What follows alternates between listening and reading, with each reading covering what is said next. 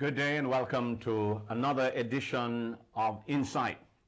Have you seen the media recently? I see where the JCF is kicking up a storm. This time they want you to join them if you're eligible. And we want to hear more about this recruitment drive, and we have invited two officers, if you may, Superintendent Enid Ross, and we'd also invited Inspector Blake to be a part of us, to tell us what is this process about, what is this, why, this career path, making it sound like a big thing. But first though, is this an ongoing thing or is this a new campaign that we're hearing about? All right, good morning, Michael, good morning, viewers and listeners. It is really not a new thing that we're doing. Over the years, the JCF has been recruiting through members going into the recruiting centers right across the island. We have 4 of those. And in the last 2-3 years, we find that those numbers have dwindled and less and less persons are going into the recruiting offices. And while less and less persons are going into the recruiting offices, there is the need for more police officers. Yearly, we lose 500 police officers to attrition, and for various reasons. So that number needs to be replaced, and then we have our establishment, which we need to really get up to that 16,000 persons that the force requires to police Jamaica. 16,000, and you're running now at about 10, 9, where were you? Just under 12. Just under 12, yes. 12,000. 12,000. So we need to bring that number up to 16,000 and to replace the attrition numbers. So we're looking at least 5,000 persons within the next 3 years. 5,000 persons within the next 3 years. Yes, So what I'm hearing is that the job market on the policing side is good. Open. The demand is greater than the supply. Demand is extremely great right now. Supply a little bit. So we can be on all the same page, if you may. These nice terms, attrition. What do you mean by that? Attrition really means persons leaving the organization, whether by retirement, resignation, sickness, just about anything that removes you from the organization. It's called attrition. Okay, so the rate, what I'm getting now is you have less people coming in and more people going out? Yes. Maybe not less persons coming, but because the number is, the establishment is not really filled, you find that even if we recruit, we train 600 per annum, 500 goes. Whoa, so you're basically, not meeting. More coming in, but too much going out. Okay. Going. So we're square on attrition, we know what that means. Yes. So we see the need, but help me, I'm going to put you in hot water here. 16,000, that's the cap that you have to work with. And somehow they have worked out that number with the size of the population, and that is what's required to police Jamaica, or is it just a number out of the grab bag type of thing? Well, I want to think that we have worked the numbers out, and so at present, that's what we need for the next 3 years to police Jamaica. Yes. I really didn't work out how much police to each to the citizen, but I know for the Caribbean the rate is 3,000. If we're looking at the Caribbean, 300 per police officer, and that's really a whole lot. Okay, I think Jamaica might be a little more. Okay. All right, Inspector Blake, so that we don't have you just here with your, listening to the spec, and you believe say that because you're around. What's your role there? Because you're at the police college. Right, I am. Yes. What's your role in terms of recruitment? All right, I'm the sub-officer in charge of the Department of Force Recruitment. I have island-wide span. So what I do, I go out right across the island and do promotions to capture the best suited candidates to join the Jamaica Constabulary Force. And I also ensure that at the policy level, all the requirements are met. All the phases or stages of the recruitment policy are successfully negotiated by the applicants in order for them to get into the Jamaica Constabulary Force. All right, so what you tell them? So there are several stages. It's really a hurdle system. So the first thing is that an applicant coming to us has to satisfy what we call the statutory requirements, meaning that they have to meet the height, weight, and age requirement. And thereafter, we check now to ensure that they satisfy the academic requirement. After which they are allowed to sit the entrance exam. And then that will now take them to probably the first stage of the process, which is the antecedent, which is done in investigations. Okay. Once they pass the Come on, we're going to get there, man. Throw up the fancy word on me about antecedents, I want the antecedents. Yes. It's really a lengthy process. Yes. It takes That's a minimum stages, 6 to 9 months. That is what we really push for to complete the entire process. Wow, that's a problem. Okay, we're going to come back to that 6 to 9 month problem. It almost could have a baby by then, Indeed. and not change anything. All right, what's the height requirement? The height requirement for females, it's 5'3", 5 feet 3 inches. 3 inches, And yes. for males, it's 5 feet 5 inches. 5 inches. Right. And then you say you want equality, right? You're giving 2 inches away. Right. Okay, and the weight? The weight is 125 for females and 135 for males. 135. males, right. Wow. That's always been the case? Is it something have they worked out? What's with this 5'3" and 125 and The fact is that the training, it can be very, very tedious. It can be taxing, yes. and it requires a lot of physical exertion of energy. So we find that the minimum height requirement now guarantees that the person, and also a physical assessment that is done, guarantees that the person has the requisite, strength, body strength, to be able to manage the training. Okay. You do a lot of lifting of weights, you do a lot of, if a colleague needs assistance, then we expect that you're able to assist by lifting that person. Okay. Question. I know these are 5'3" and 5'5", but I've seen policemen shorter than 5'5". What we do, yes, that is in fact the case. But what we do, people who we make exceptions for, they have to come to us exceptionally qualified, and the skill set that they have is something that the force requires, and it can be of benefit to the organization over the long term. Okay. So they have to come to us extremely qualified.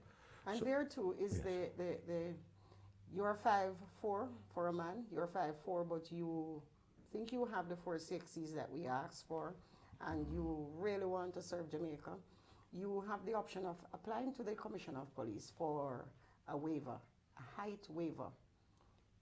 Okay. So the Commissioner of Police, and the same thing for females too, the Commissioner of Police will, in his discretion, grant or either refuse your application for a waiver.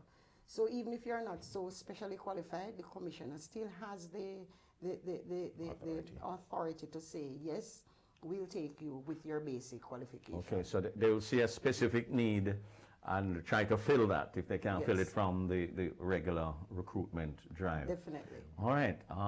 But usually the Commissioner says yes to persons who are a little bit shorter than we asked for. The truth is, Michael, the height was 5'7" for men and 5'5" for women. And about 10 years ago, former Commissioner Ellington saw the need because a lot of persons were asking for waivers. So he saw the need to bring it to the current height, 5'3" and 5'5". But we still find people who are 5'2", trying to still come. They want to serve the country. They still want to serve, and we say to them, apply to the Commissioner of Police for this waiver. And some have gotten through. Most who have applied would have gotten Yes, through. because the application would suggest at least I'm kind of serious about this thing, as opposed to, all right, we'll go on, see what go on. And, those persons are not those who want to go and see where go on.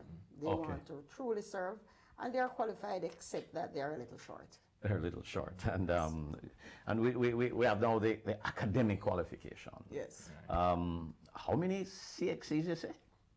4.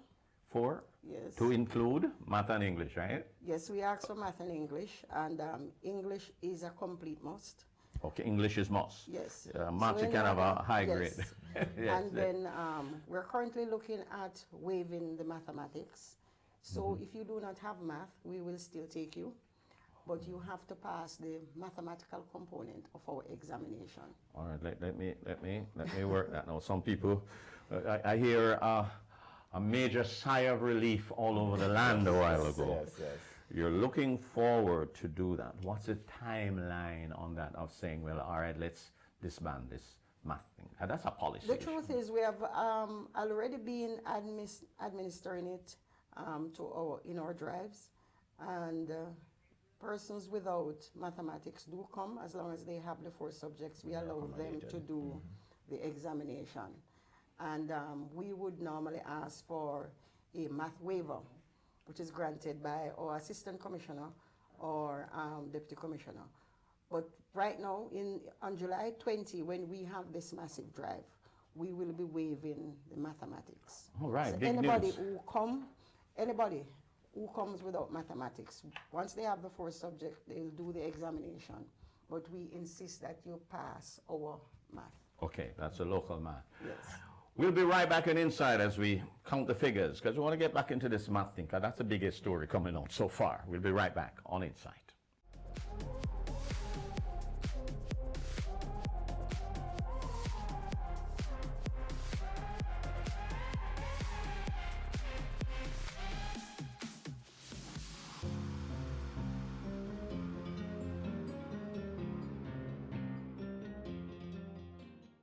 Welcome back to Insight. Our guest is Superintendent Stuart Ross, and of course Ross Stewart, and I never mix that up, you know, one's the father's name and she's going to hold on to that. Of course, there's no mixing up with Inspector Blake, right? We don't do that. But we're on to a very exciting point, which I suspect is going to see you getting a lot more applicants to remove the CXC math requirement. That's what you're saying. Yes. But you still have to have some knowledge of dollars and cents and how you Yes. spend. And so remind us again, when is this big drive? It's on the 20th of July, which is 2 Saturdays away. It's going to be at the Police Officers Club, 34 Hope Road. We begin at 8 a.m. We are anticipating doing an examination on that day, as much persons as we can accommodate. But say you come and we could not accommodate you on that day. You may not get through to do the examination. We'll arrange for you to do the examination soonest. Okay. Right? So we're looking to examine at least 500 people on the day. Really? Yes. I think 5,000 going to come. 5,000 going to come, but we might not be able to examine all 5,000. Okay. But we want 5,000, we want 7,000, we want 10,000 to come and see, because there's going to be an exposition also. So it's not just the recruitment drive. It's the recruitment drive and exposition. So you're showing off the different Showing off the aspects different of the force. aspects of the JCF. Okay, Different the career K9, paths. The K9, the Marine, the the SWAT team, the polygraph unit, our Yes. medical services Yes. branch, our motor driving school. We're showing everything that the public really does not see on a day-to-day basis. So it's a job fair. Really, it is a Literally, job fair. it's It is a come. job This is fair. what if you want to get it. This is what aspect of it would you You like? can, so if you come to the JCF, these are the different areas that you can really serve in. Question. I mentioned you're dealing with the qualifications, height, and Yes. we haven't finished academics as yet. Nationality. Yes, Jamaican. Is there a limit on the nationality? Commonwealth citizen? Yes, you have to be Jamaican by birth or naturalization. By birth or Or naturalized. So naturalization? even if you're a Commonwealth citizen, you must be naturalized. So you couldn't come from Trinidad and join our force unless you are naturalized. You've taken on the citizenship. Taken on the citizenship of being a you've Jamaican. Taken the steps to say, I want to be. Not just taking the steps, but you have been confirmed, granted citizenship. It's not in the process No, of. no. You have to be holding your papers. I am a naturalized Jamaican. Okay. So we got that naturalization thing out of the way. Academics, I got so caught up with the math thing. 'Cause, so English is a must. So you can't go around that. We can't put that up. That's the language we speak. That's the language we speak. That's the language we write. Yes. And when we write, we anticipate that if something goes awry, it may end up in the Privy Council or the CCJ. Wow. And so we want our people to be able to write and to express the English Come with an language. understanding of Yes. subject and predicate Yes. and Yes. verbs and past tense. Yes. Yes. All right, English, all right, math is no longer there. Any other three subjects. Any other three? CXE subjects. Any other three? Any other three. Any other three subjects. Religious knowledge? Any other three. Accepted. It's a subject. Just making sure, you know. PE, it's a subject. PE, IT, IT. chemistry. Okay, all right, then you're going to real subjects now. Question. Now this is where I'm going to catch you. I've grown up in the Seventh-day Adventist Church, not me, literally, but speaking on behalf of someone. Is there a bias towards the fact that I might want to keep the Sabbath and keep it holy? No, because we believe that if you need your day off on a Saturday, we will have more persons to work on a Sunday. So the persons who are Sunday keepers I like that. I never will ever have thought the of it that way. opportunity to go to church and worship while the Saturday worshipers come to work on a Sunday. So the Sunday worshipers work on a Saturday and the Saturday worshipers work on a Sunday. So we have no bias at all. So let me just make clear that if I put SDA Yes. or Wells, Rasta, whoever, Any denomination that any works, any denomination, religion that works. that is not, do we have to state your religion Yes, we in your ask for that. application? We ask for that. Okay. Not that there's any real bias, but we like to know who we're dealing with. Yes. And it assists with the antecedent checks also, Yes. the background checks. Okay, we're going to get to that. I like that part, you know. I like the antecedent part. Okay. Well, here is a part. Now, I'm going to ask you a question that if we were in America, they would have had to ask. Yes. Gender. Male, female, neutral. We have no gender bias. You have no gender bias. No gender bias. Okay. Openly gay. No, we have no problems with gay people. Okay. We have what is called the diversity program, and so we do not get into people's private. Okay. Now, what program is this? The diversity program where we respect people's privacy. Okay. You know, so whatever your sexual preferences, we really don't get into that. Okay. Okay. Just making sure that we cover all the bases. Is there any other requirement that you think you should tell us about that when we come on July 20? Age. You didn't mention age. Well, age, we look for applicants between 18 and 30. Okay. Anybody coming to us over 30 and with a threshold of 40 years old, they will have to come from a particular field. They bring a special skill training set and again. skill, right? So we're talking about banking, we're talking about engineering, we're talking about the legal fraternity. We talk Medicine. teaching, medicine, the military certainly. Yes. So the people For the would have to military, be- you have to be serving in the JDF and coming over to us, not resign 5 years ago and come to us. Okay. So you have to be currently serving the JDF. Does that happen? Yes, man. Now, why would somebody be in the JDF, don't me pay the devil's advocate, and want to come to the JCF?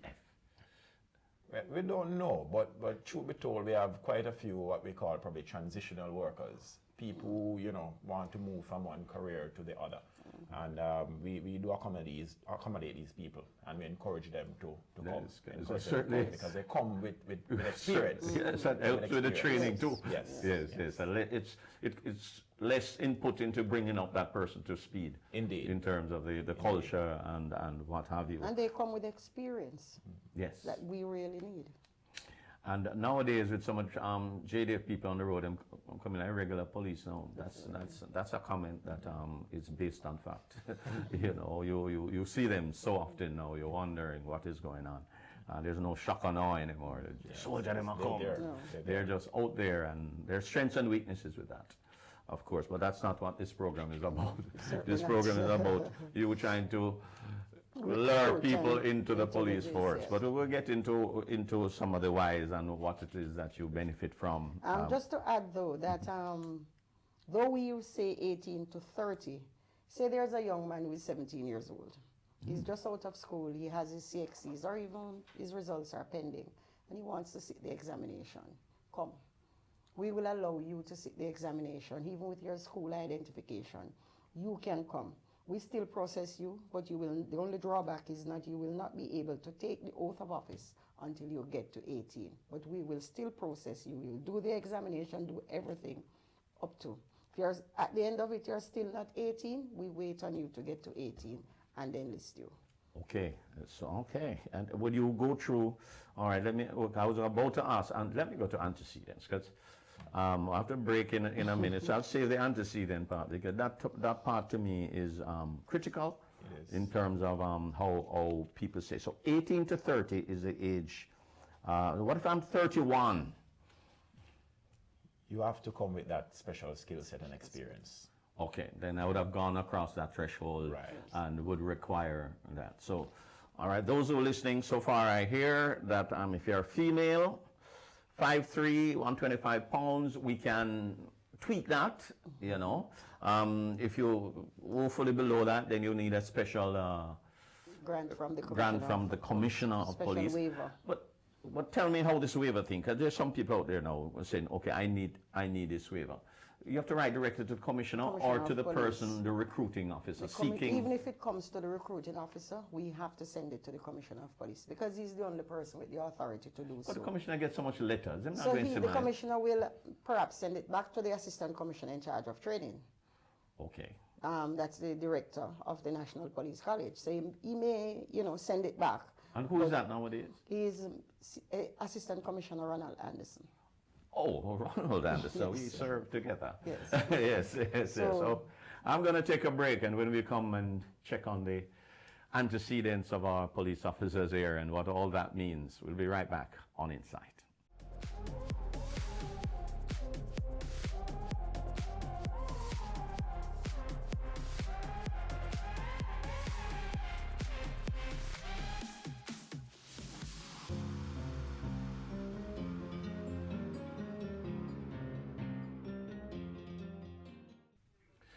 Welcome back, and thanks for understanding. We had to take a technical break. I was about to make the point that I noticed that even a doctor has led the police force.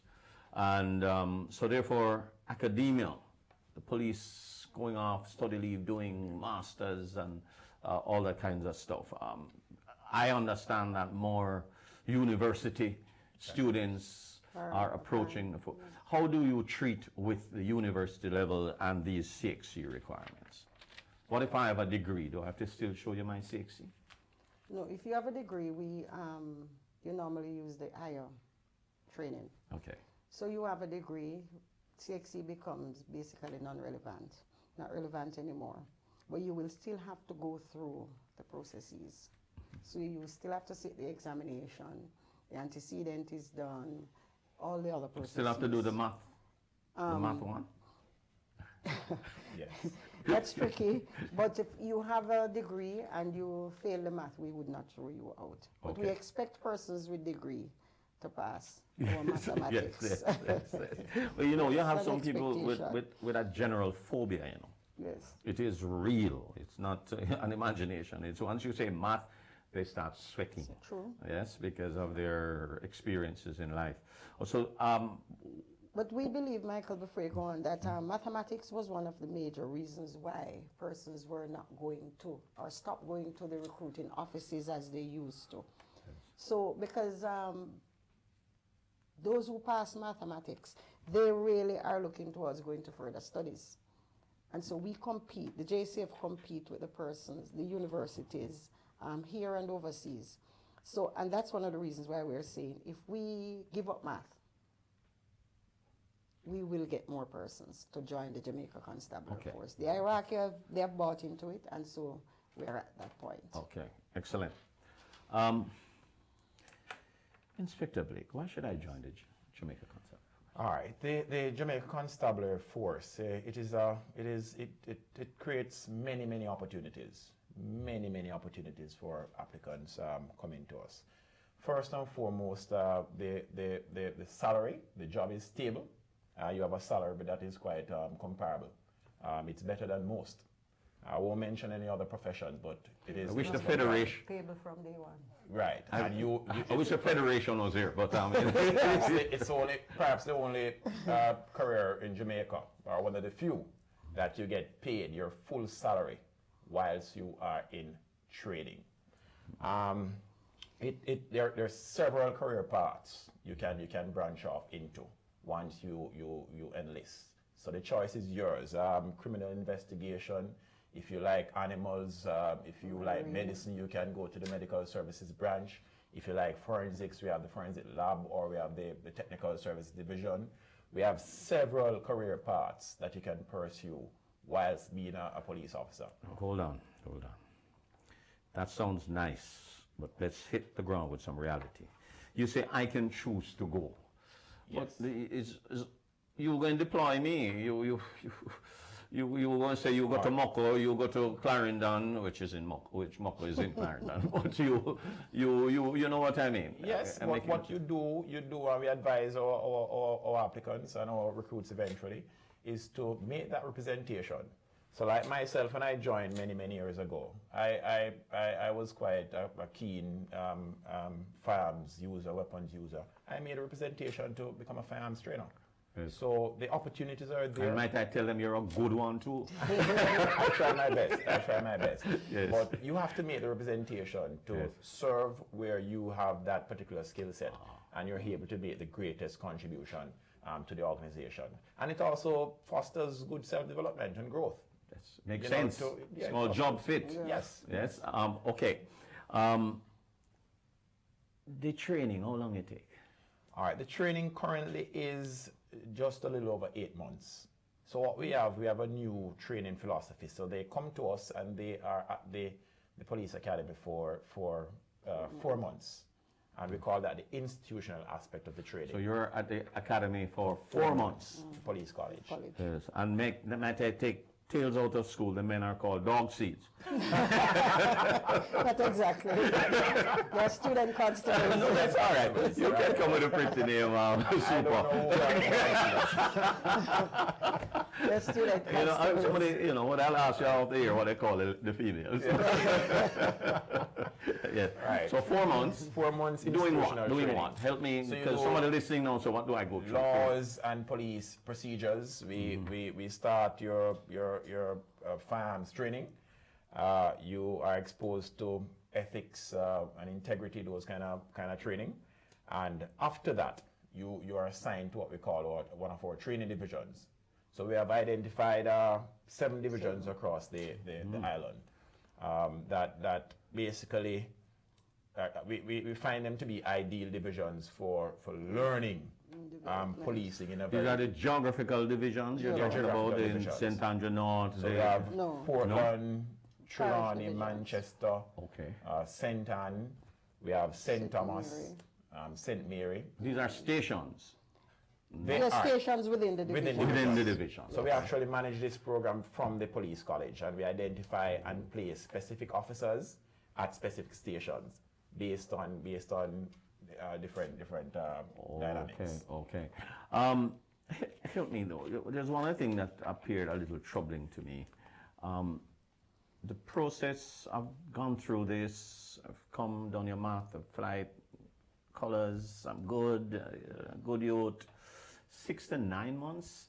I might have to look another work before. You get around to me. To enlistment? To enlistment. Yes. The truth is, Michael, across the world, it's really a little longer, 9 months to a year. Okay. So we aim for 6 to 9 months. The truth, most males get through within that 6-7 month period. The men. Why the bias? Because the force is really a 70-30 ratio. Understandably so. I wouldn't And argue so with that. the females, it takes a little longer to process the females because of the numbers that we So you get have more applying. More than females you apply. require in that Yes. in that gender. More apply, more pass, and we cannot process the more as we would like to because of that 30%. The ratio. The ratio, that 30%. Yeah. So it's a heavy lifting. It's definitely. it's- So we get the 70% men, and we normally don't get the 70%. So we have to be digging for the men. So as the men apply and pass the examination, they process just springboards. okay. So the females may have to wait a little bit. Would that Longer. Let me ask then if Currently, they wait a little longer. yes if I am female and I have 9 CXC subjects, would that put me at an advantage over the other females who might just have 4? No, If I have nothing. university UE coming out, doesn't put me ahead of that? No, So scholarship don't count? no. We used to have what is called the direct entry program. Yes. So persons with the Yes. university degrees and specialized training would apply and come, into that program. But we have not had that for the past about 10, 15 years. Whoa, you don't have to tell anymore. Right. That's dead. I am not sure if it will come on stream in the near future. Yes. But as we are here, you have to go through the normal process like anybody. So 4 CXCs and you pass the examination, you have the same opportunity as the person with the degree. Okay. The accelerated program, do we still have that? Yes, one is currently, one is about to begin. Right. We're about So to they're begin. shortlisting Yes. candidates for that program, as we program. speak. And that, you see, I'm asking for that student out there leaving high school or leaving university, saying, all right, I'll make a career of this, but I don't want to stay in a rank for 20 years. I want to see how I can move, how can I build on this. Do you get a chance to go to school Sure, to study while you're in sure. Yes, you do get opportunities to study. You can work and study. You can get day release Study approval. leave. You can get full-time study leave. So there are facilities to With pay and with without pay. to upgrade yourself academically. I'm one of the persons who have benefited from the study leave. Myself. So So I've both of benefited, us have so- benefited from. the study leave. There you go, so you can tell the true story. We'll come into a section we're going to ask about on the private business, We'll get around the antecedents on you. When it's before, what it would be investigation if you're currently there, Antecedents, that's before. Antecedent is before, yes. Then what if I want to get into your background now and you're serving, what do you call that? It's really investigation. Yeah, And investigation. as members of the organization, we believe that we are always being investigated. That's smart because screening, always. we're Yes. always being screened because if you have to, when it comes to promotion time, that deep vetting goes on. Okay. So you pass your examination, but before that promotion is made, you have to go through that process of deep vetting. Okay. Antecedents. What are antecedents, Super? Antecedents is really the investigation into the background of the applicant. So we look into the character of the applicant. Who are we employing? What is the current status of this person? What goes on prior to this person applying to us? How is this person living? Who are his associates? His parents. We look at parents. Your friends, how did you perform in school in terms of behavior, not academically, but your behavior. What was it like in school? How do you acquit yourself in your community? How do you acquit yourself with your peers?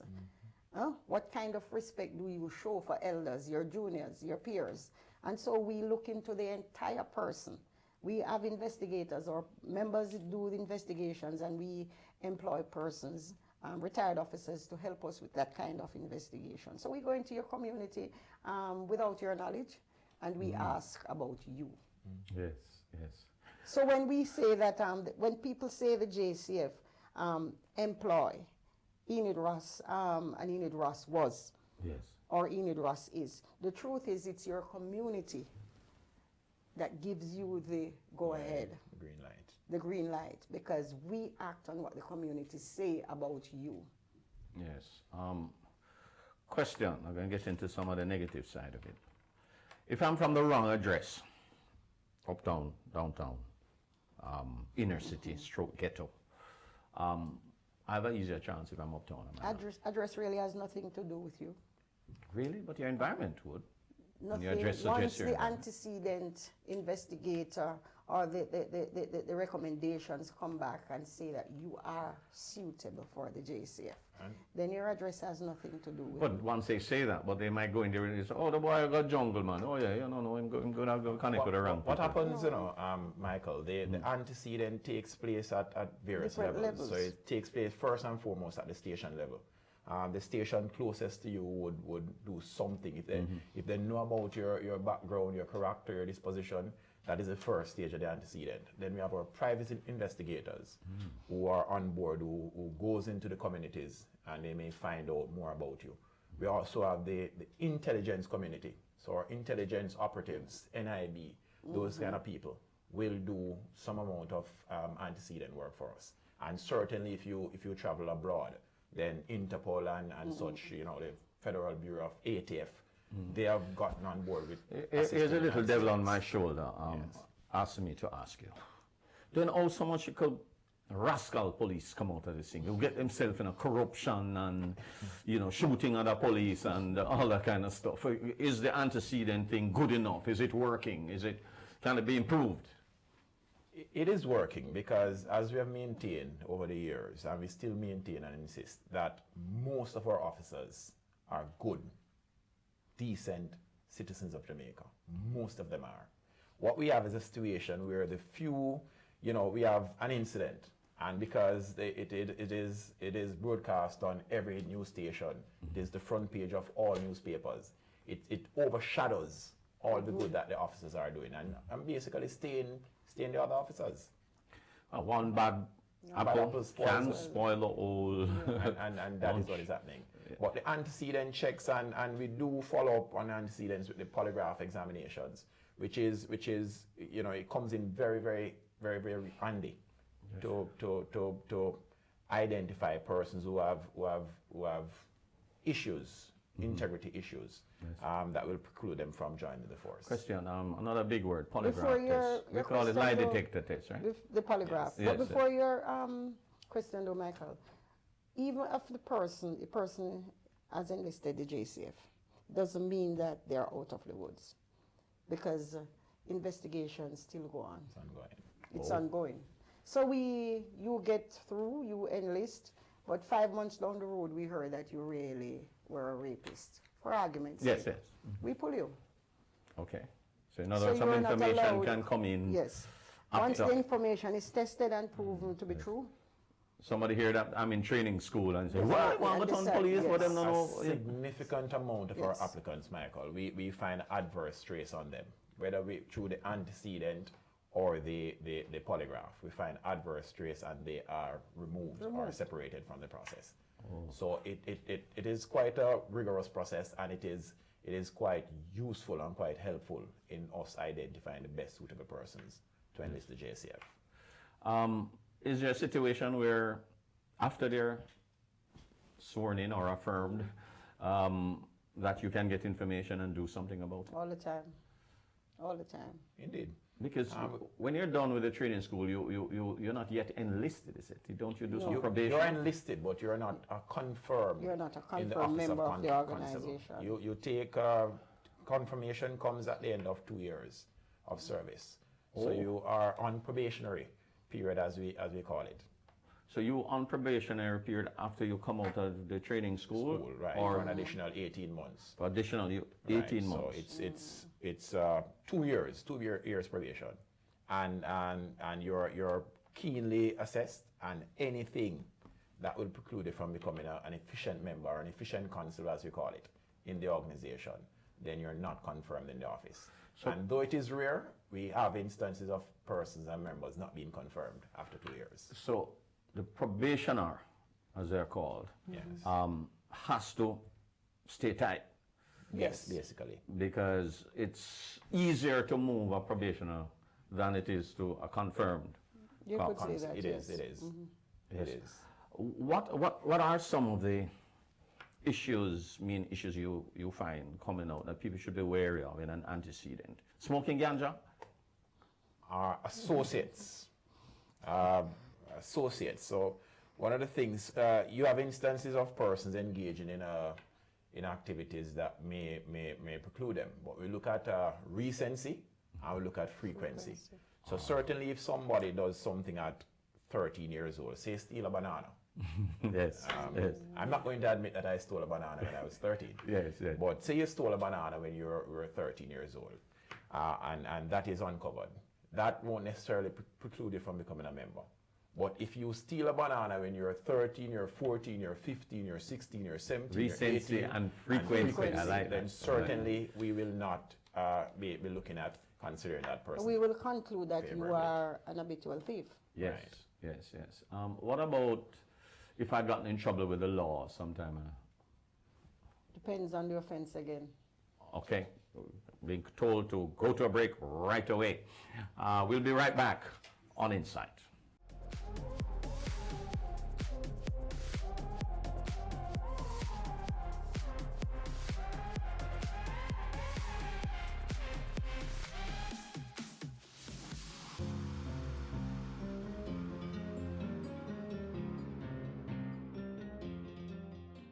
Welcome back to Insight. We've been talking about all the things you are required to do and what you have to go through to become a police officer. But there's nothing like testimonials, you know. Here there are two persons here. They work with the National Police College, and they're attached to the chief recruiting officer is here, and the gentleman is in the recruitment, is a part of the program, going out there length and breadth of Jamaica to tell you why you should be and how there's so many things you can get to do. But there comes a time that they have to come and tell us their story, and this is the time. So, you know, not even worried by the rank structure, 'cause, you know, we people can just do it, not be a ranks when it comes to the police force. But we're going to start off with Superintendent Enid Ross Stewart to tell us, when did you become a police officer? All right, for me it's very simple. I grew up in a time when there was an advertisement, join the police force and start a career. Yes. And so my own brother left Glengoff to join the police force in 1978. I had just begun high school. I looked up to my brother. He was revered by me. You must name the high school, you know. St. Mary's College. Okay. Okay. St. Mary's College. And so I knew from then that I wanted, one, to follow my brother, and two, to become a part of this organization. I didn't enter at age 18 as I had wanted to. The fact is I waited 5 years to be enlisted. But during that You time- waited, or Yes, they after- kept you waiting? They kept me waiting Okay, for 5 years, but I eventually got there. And during that period of working, I realized that I needed job security. And in my mind, I made the right choice. So wanting to be a police, one, in the footsteps of my brother, and wanting a career, two, because my parents wanted us to work for government. So let them Work for teach us. government, right? So, and the truth is, all of us got the opportunity to work for government. Yes. Thanks be to God. And when I realized that you could be fired without reason from the private sector, I said the JCF is the place, because you are the only person that can fire you. And as long as you maintain high integrity and live true to your oath of office, nobody can fire you. Yes. Was there a time, what year was this? This was, for me, it was 1987 when I joined. But there was always a challenge with the numbers. For females, yes. Always a challenge with, because I entered a batch of 108 and only 17 of us were females. Okay. So from way back, it was a challenge as a female to get in. I remember I said I waited, they had me waiting for 5 years. Okay. before I got enlisted. All right. We'll come back to you. The witness may rest. Sir Blake. Right, Michael. The first thing I want to say is that I have absolutely no regrets joining the Jamaica Constabulary Force. As it relates to why I joined, I as a youngster growing up in St. James, Montego Bay, I used to see, people who needed the help of the police. So I saw at one instance an old man being robbed by a young man who was 20 years old. This man could have been probably 73, and he was being robbed. His And grandfather. those experiences, and the fact that I also saw quite a few model police officers growing up in St. James, I was encouraged to join. And I enlisted, well, as a matter of fact, I did the entrance exam at 17. Okay. I'm one of those who did the entrance exam, so I really wanted to serve. And having joined, it has created a wonderful platform for me to further my education. So I've done a first degree, I've done a second degree, and I'm seeking to do some postgraduate studies. You must tell me what the first and second degrees. So You're showing off the things. I did sociology at the University of the West Indies, first and graduate studies. Okay. And I'm looking to do some postgraduate studies. As a matter of fact, I've started the process, Yes. but I'm on some leave of absence as we speak. But the JCF, as I indicated earlier, it is a wonderful career path, and it creates opportunity for you. I try my best to be an exemplary police officer. So, recently I went down to Ocho Rios, just Saturday gone, for a recruitment drive.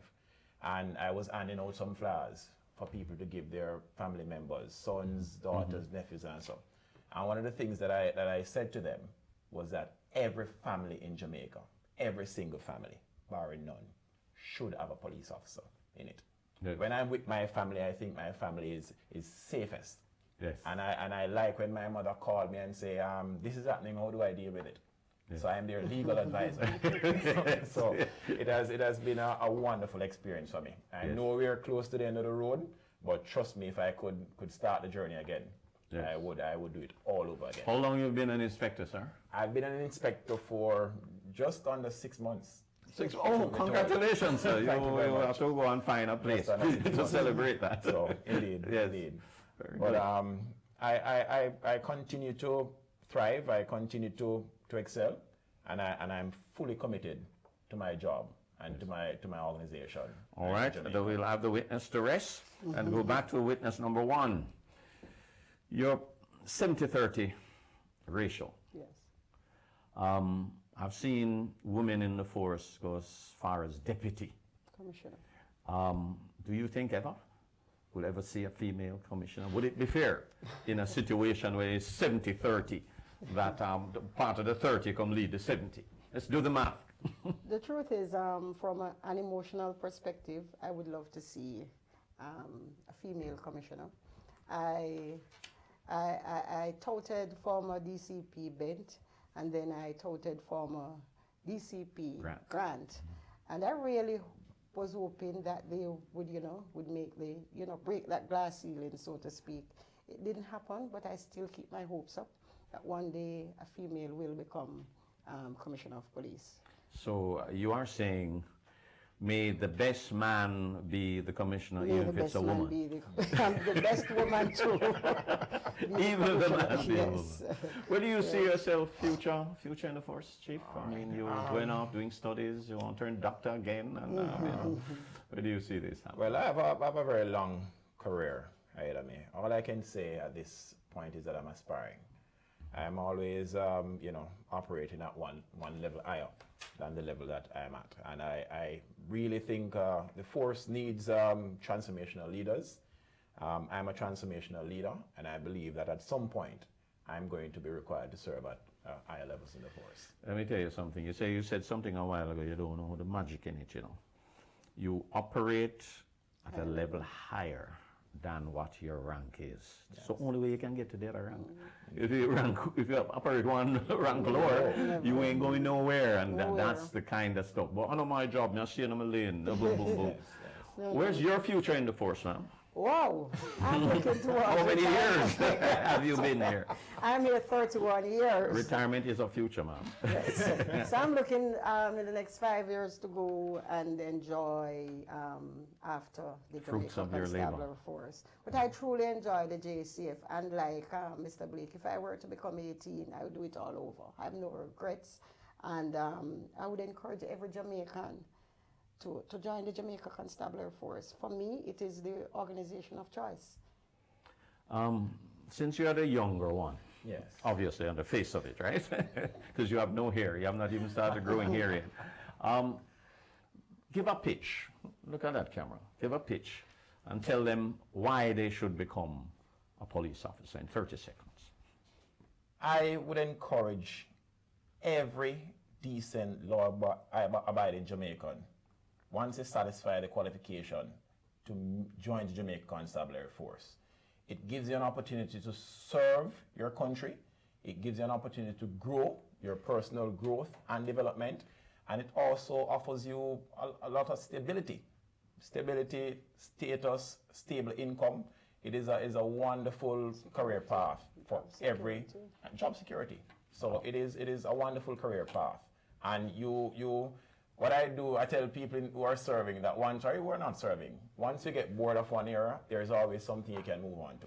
So I was a firearms trainer, now I'm a recruiter. I was heading the academic unit, department, academic studies for a while. Yes. So there are many, many things you can do. You can never get bored. as a And if police you officer. like the rough and tumble of it, you can get on the You streets can too go and, into and the deal front with line that and part go of into it. it. You can Because we have do not that. touched that part of it, right? The No, yeah. dangerous parts of it, but we all know that. But alas, all good things must come to an end. So I want to thank Superintendent Enid Ross Stewart. Did they call you RS at any time? No. Nowadays, this chicken soup, vegetable soup type of thing, and of course, Inspector Kenneil. That's Kenneil Blake. That's in case you never heard that name before. We really want to thank you and wish you all the best with your recruitment drive. And we know it's ongoing. Yes, And it's so ongoing. therefore, it's always, is there somewhere online that you can go and find information on this? Yes, we are on Facebook, we are on Instagram, and the JCF, we are on the JCF platform. Yeah. Okay, there you know, because nowadays it's all about the internet media. and social media. Again, want to thank you all our viewers, wishing you pleasant viewing from inside.